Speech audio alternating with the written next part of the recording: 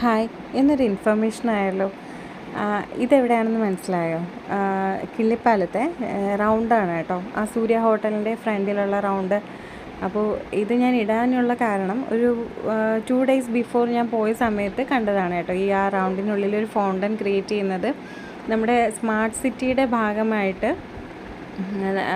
ഉള്ള ഒരു ഫൗണ്ടൻ ക്രിയേഷനാണ് കേട്ടോ ഇത്. അപ്പോൾ എനിക്ക് കണ്ടപ്പോൾ നിങ്ങളുമായിട്ട് ഷെയർ ചെയ്യണം എന്ന് തോന്നി എടുത്തിട്ട വീഡിയോയാണ്. എന്തായാലും ഞാൻ 2 days മുന്നേ പോയപ്പോൾ കണ്ടതാണ്. അതിൻ്റെ ഉദ്ഘാടനം ഇല്ല എന്നെനിക്ക് തോന്നുന്നു.